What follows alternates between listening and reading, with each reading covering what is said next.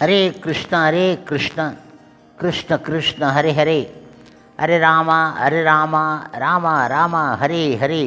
குட்டி கதைகள் 1035. இங்கு சுதாம விப்ரர் எனும் பக்தர் பகவான் ஸ்ரீ கிருஷ்ணரின் ஆசி பெறுகின்றார் என்ற கதையினை காண்போம். முன்பு ஒரு சமயம் பகவான் கிருஷ்ணர் சுதாம விப்ரர் உடன் தமது பழைய தோழமையை பற்றி வெகு நேரம் பேசிக்கொண்டு இருந்தார். பின்பு அவர் நட்பு உரிமையோடு தமது பழைய நண்பர் இடம் புன்னகையுடன் கேட்டார். நண்பரே, எனக்கு நீங்கள் என்ன கொண்டு வந்து இருக்கின்றீர்கள்? உமது மனைவி எனக்கு நேர்த்தியான தின்பண்டம் ஏதாவது கொடுத்து அனுப்பியிருப்பாளே. இவ்வாறு கேட்டபோது கிருஷ்ணர் தன் நண்பரை அன்பு நிறைந்த கண்களால் பார்த்தபடி பேசினார். அவர் இப்பொழுது சுதாமர் தான் கொண்டு வந்து இருக்கும் எளிய அவள் பகவான் கிருஷ்ணர் உண்பதற்கு தகுதி அற்றது என்பதை அறிந்து மிக மிக வெட்கப்படுகின்றார் என்பதை புரிந்து கொண்ட கிருஷ்ணர் கூறினார். அன்பார்ந்த நண்பரே, எனக்கு தேவையானது எதுவும் கிடையாது. ஆனால் என் பக்தர்கள் எனக்கு அன்புடன் அளிக்கும் பொருள் எது ஆனாலும் அது மிக மிக எளியதாக இருந்தாலும் நான் மிகுந்த மகிழ்ச்சியுடன் ஏற்றுக்கொள்கின்றேன். ஆனால் பக்தன் அல்லாத ஒருவர் மிக மிக விலையுயர்ந்த பொருட்களை எனக்கு அளித்தாலும் நான் அதை ஏற்றுக்கொள்வது கிடையாது. பக்தியுடனும் அன்புடனும் வழங்கப்படுவதே நான் ஏற்றுக்கொள்கின்றேன். எனது புனித பக்தன் எவ்வளவு எளிய பொருளை எனக்கு அளித்தாலும், அது ஒரு சிறு பூ, சிறு இலை அல்லது சிறிது நீர் ஆனாலும் அதை பக்தியில் தோய்த்து எனக்களித்தால் அதை நான் மகிழ்ச்சியுடன் ஏற்றுக்கொள்வது மட்டுமில்லாமல் மிக மிக ரசித்து உண்பேன் என்கின்றார் அவர். சுதாம விப்ரர் தமது வீட்டில் இருந்து கொண்டு வந்து இருந்த அவளை மகிழ்ச்சியுடன் ஏற்றுக்கொள்வதாக கிருஷ்ணர் சூசகமாக கூறியும் சுதாமர் வெட்க மிகுதியால் அதை கிருஷ்ணருக்கு அளிக்க தயங்கினார். இந்த எளிய பொருளை எப்படி நான் கிருஷ்ணருக்கு அளிப்பது என்று நினைத்த சுதாமர் தலை குனிந்தபடி இருந்தார். அவர் பரமாத்மா ஆன கிருஷ்ணர் எல்லோரின் ஹிருதயத்திலும் அறிந்தவர். ஒவ்வொருவரின் உள்ள உணர்வுகளும் அவருக்கு தெரிந்துவிடும். சுதாம விப்ரர் தம்மிடம் வந்ததன் நோக்கத்தை அவர் அறிவார். மிகுந்த வறுமை காரணமாக மனைவியின் தூண்டுதலின் பேரில் சுதாமர் வந்து இருக்கிறார் என்பதை கிருஷ்ணர் அறிவார். தமது மாணவ பருவ நண்பரான சுதாமர் தம்மிடம் கொண்டு இருந்த நட்பு லௌகீக நன்மையை கருதி அல்ல என்பதை கிருஷ்ணர் அறிவார். சுதாமர் தனக்காக எதையும் கேட்க என்னிடம் வர கிடையாது. தனது மனைவியின் வேண்டுகோளுக்கு இணங்கி அவளின் திருப்திக்காக வந்து இருக்கிறார் என்று நினைத்த பகவான் கிருஷ்ணர் தேவேந்திரனும் கற்பனை செய்ய முடியாத அளவு செல்வத்தை சுதாமருக்கு அளிப்பதென தீர்மானித்து விட்டார் அவர். பின்பு கிருஷ்ணர் அந்த ஏழை பிராமணரின் தோளில் கந்தல் மேலாடையும் மறைவில் தொங்கிக் கொண்டு இருந்த மூட்டையை அவர் இடமிருந்து பிடுங்கி எடுத்து அதில் இருந்து அவளை கையில் எடுத்துக்கொண்டு, நண்பரே, இது என்ன நேர்த்தியான சுவையான அவள் எனக்காக கொண்டு வந்து உள்ளீர் என கூறினார். மேலும் சுதாமாவை உற்சாகப்படுத்தியபடி, இந்த பிடி அவள் என்னை மட்டுமில்லாமல் இந்த படைப்பு முழுவதையும் திருப்திப்படுத்தும் என கிருஷ்ணர் கூறினார். இந்த கூற்றில் இருந்து எல்லாவற்றிற்கும் மூலத்தோற்றுவாய் கிருஷ்ணர் என்பதும் அவரே படைப்பு முழுவதற்குமான ஆணிவேர் என்பதும் தெளிவாகின்றது. மரத்தின் அடிவேருக்கு ஊற்றப்படும் நீர் மரத்தின் எல்லா பகுதிகளையும் சென்று அடைவது போன்று கிருஷ்ணருக்கு வழங்கப்படும் எந்த ஒரு பொருளும் அல்லது கிருஷ்ணருக்காக செய்யப்படும் எந்த ஒரு செயலும் ஒருவன் ஆற்றக்கூடிய மிகச்சிறந்த நல்ல பணி ஆகும். ஏனென்றால் அந்த செயலால் விளையும் எந்த ஒரு நன்மையும் படைப்பு முழுவதையும் சென்று அடைகின்றது. கிருஷ்ணரிடம் செலுத்தப்படும் அன்பு எல்லா உயிர்வாளிகளையும் சென்று அடைகின்றன. சுதாம விப்ரர் இடம் பேசிக்கொண்டு இருந்தபோது கிருஷ்ணர் ஒரு பிடி அவளை எடுத்து தமது வாயில் போட்டுக்கொண்டார். மீண்டும் ஒரு பிடியை அவர் தம் வாயில் போட முயன்றபோது லக்ஷ்மி தேவியான ருக்மிணி அவரின் கையை பிடித்து தடுத்து நிறுத்திவிட்டாள். பகவான் கிருஷ்ணரின் கையை பிடித்து கொண்ட ருக்மிணி கூறினாள், அன்பார்ந்த பகவானே, நீங்கள் சாப்பிட்ட ஒரு பிடி அவள் அதை அளித்தவருக்கு இந்த வாழ்விலும் மறுவாழ்விலும் அபரிதமான செல்வத்தை அளிப்பதற்கு போதுமானது. உமது பக்தனிடம் நீர் கொண்டு இருக்கும் பிரியத்தின் காரணமாக ஒரு பிடி அவள் உமக்கு மிக மிக திருப்தி அளிக்கின்றது. அதில் நீங்கள் பெறும் மகிழ்ச்சியின் காரணமாக உமது பக்தன் இந்த வாழ்விலும் மறுவாழ்விலும் அளவற்ற செல்வத்தை பெற்று விடுகின்றான் என்றால் அவள். பகவான் கிருஷ்ணருக்கு உணவு அளிக்கப்படும் போது அது அன்புடனும் பக்தியுடனும் அளிக்கப்பட்டால் கிருஷ்ணர் அதை மகிழ்ச்சியுடன் ஏற்றுக்கொள்வதால் ஸ்ரீதேவியான ருக்மிணி தேவி தானே அந்த பக்தனின் இல்லத்திற்கு சென்று அதை உலகிலேயே செல்வத்தில் மிகச்சிறந்த இல்லமாக செய்ய வேண்டியது ஆகின்றது என்பது இந்த நிகழ்ச்சியில் இருந்து தெரிய வருகின்றது. ஒருவன் நாராயணனுக்கு திருப்தியாக உணவு அளித்தால் அதிர்ஷ்டத்தின் தேவதையான லட்சுமி தேவியும் அந்த வீட்டு விருந்தினராக வந்து சேர்வதால் அங்கு செல்வம் கொளிக்க தொடங்கி விடுகின்றது. அறிஞரான சுதாமர் விப்ரர் அன்று இரவை கிருஷ்ணனின் மாளிகையில் கழித்தார். அவர் அங்கிருந்தபோது வைகுண்டத்தில் இருப்பது போல் உணர்ந்தார். உண்மையில் அவர் இருந்த இடம் வைகுண்டமாகும். ஏனென்றால் ஆதி நாராயணர் ஆன பகவான் கிருஷ்ணரும் ஸ்ரீதேவியான ருக்மிணி வசிக்கும் எந்த ஒரு இடமும் வைகுண்டத்தில் இருந்து வேறுபட்டது கிடையாது. அறிஞரான சுதாம விப்ரர் கிருஷ்ணரின் அரண்மனையில் இருந்தபோது கிருஷ்ணர் அவருக்கு எதையும் நேரில் தர கிடையாது என்றாலும் அவர் கிருஷ்ணரிடம் எதையும் தரும்படி கேட்கவும் கிடையாது. மறுநாள் காலையில் அவர் தம் வீடு நோக்கி பயணமான போது கிருஷ்ணர் தமக்களித்த வரவேற்பை நினைத்து நினைத்து பரமானந்தத்தில் மூழ்கியபடி சென்றார். அவர் வழிநடுக கிருஷ்ணரை நினைத்தபடியே சென்றார். கிருஷ்ணரை சந்திக்கும் வாய்ப்பை பெற்றதில் அவருக்கு மிகுந்த மகிழ்ச்சி ஆகும். சுதாம விப்ரர் பின்வருமாறு நினைக்கலானார். பிராமணர்களிடம் மிகுந்த பிரியம் கொண்டு இருக்கும் கிருஷ்ணரை சந்திப்பது மகிழ்ச்சிகரமானது. பிராமண கலாச்சாரத்தை அவர் எவ்வளவு மதிக்கின்றார்.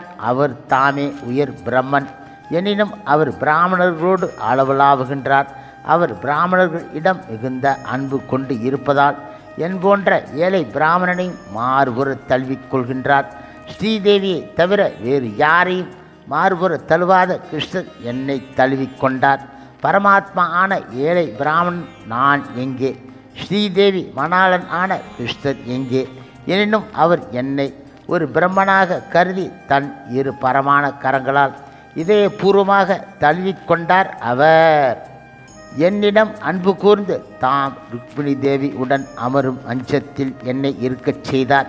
என்னை அவர் தம் சொந்த சகோதரனாக கருதினார். அவருக்கு நான் எவ்வளவு கடமைப்பட்டவன் ஆகின்றேன். நான் களைப்பு உற்று இருந்தபோது ஸ்ரீதேவியான ருக்மிணி தேவி தன் கரங்களில் சாமரம் ஏந்தி தாம் பகவானாகிய கிருஷ்ணரின் முதல் ராணி என்ற அந்தஸ்தையும் பொருட்படுத்தாமல் எனக்கு விசிறினாள். புருஷோத்தமராய முழுமுதற் கடவுள் பிராமணர்களிடம் மிகுந்த மரியாதை கொண்டவர் ஆகையால் தாமே முன்வந்து எனக்கு பணிவிடை செய்தார். என் கால்களை வருடி தம் கையால் எனக்கு உணவூட்டி என்னை வழிபடுவது போல் நடந்து கொண்டார்.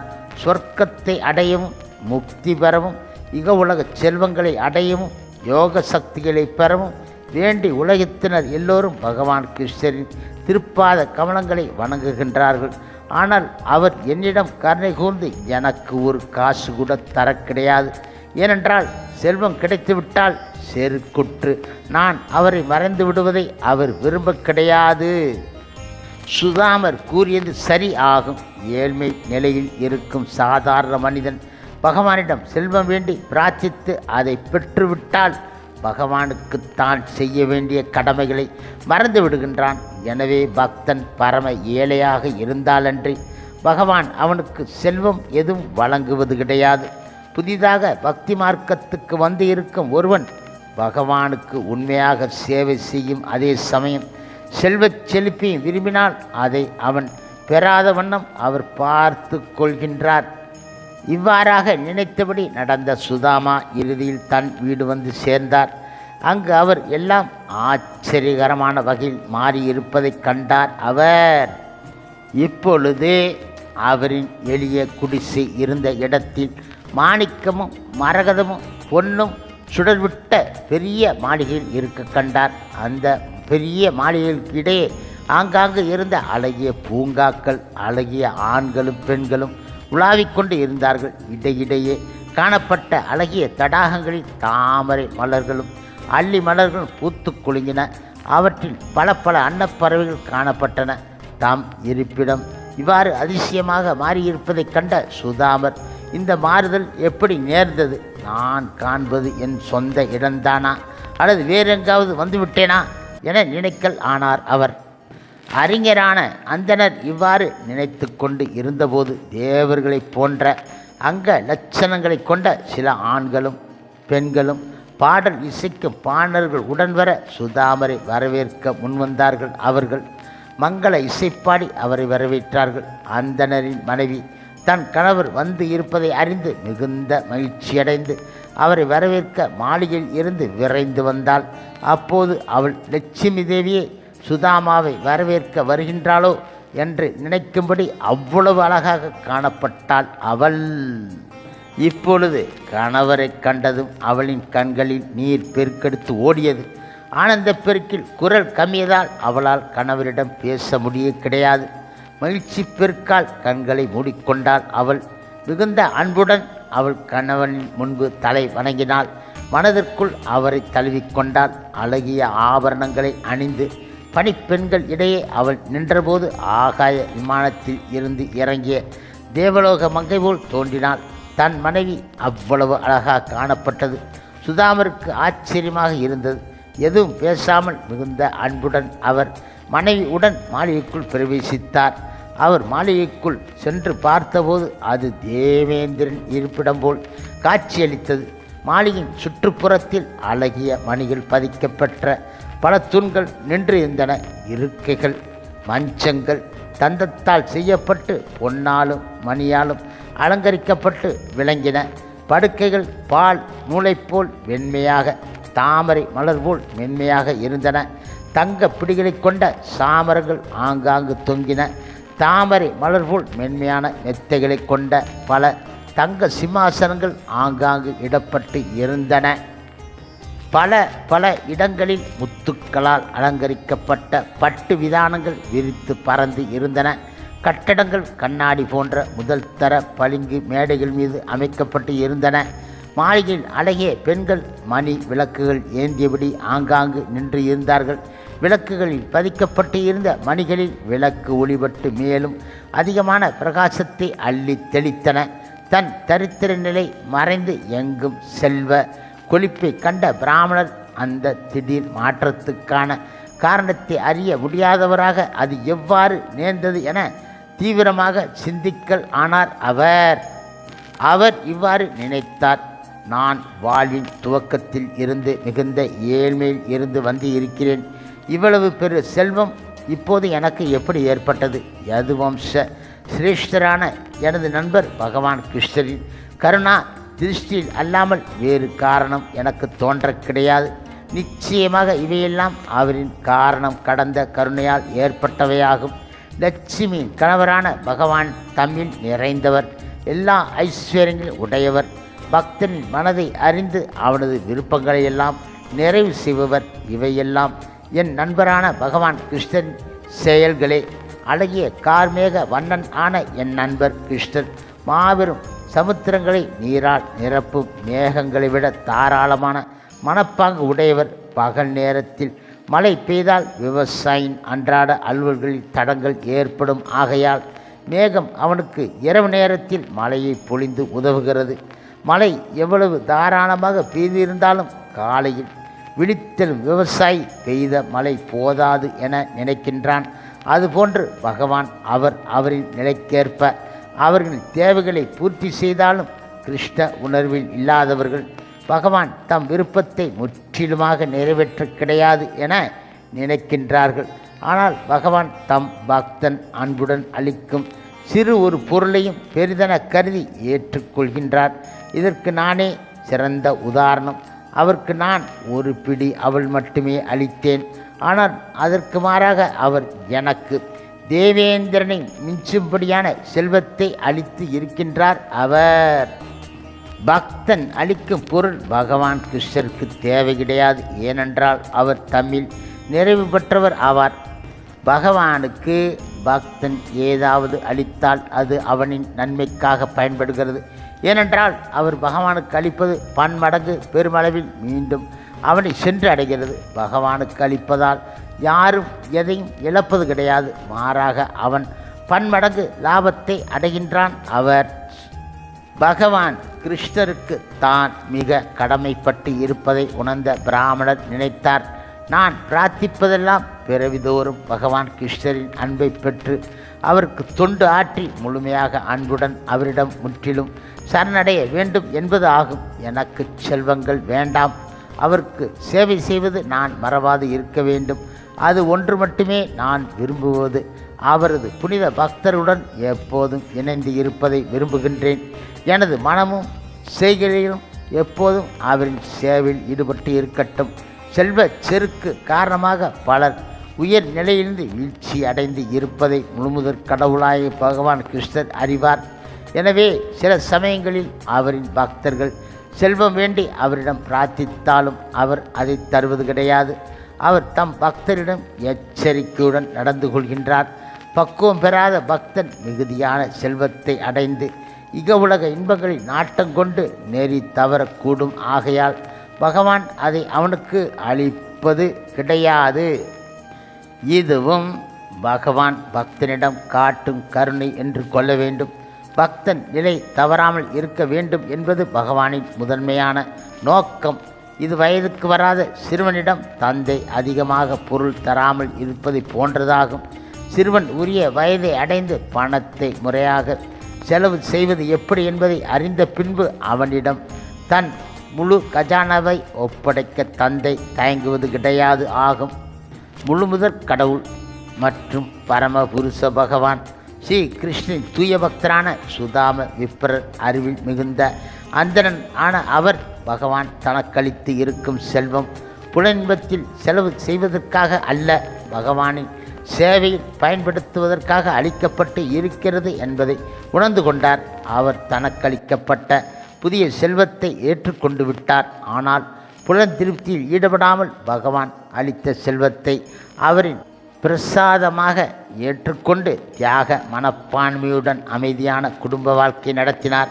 அதுபோன்று நாமும் பகவானின் கருணையினால் பணம், புகழ், பலம், கல்வி, அழகு ஆகிய ஐஸ்வர்யங்களை அடைந்துவிட்டால் அவையெல்லாம் பகவான் நமக்களித்த வர பிரசாதம் என கருதி அவற்றை நாம் புலன் திருப்திக்காக அல்லாமல் பகவான் கிருஷ்ணரின் சேவையில் பயன்படுத்த வேண்டும்.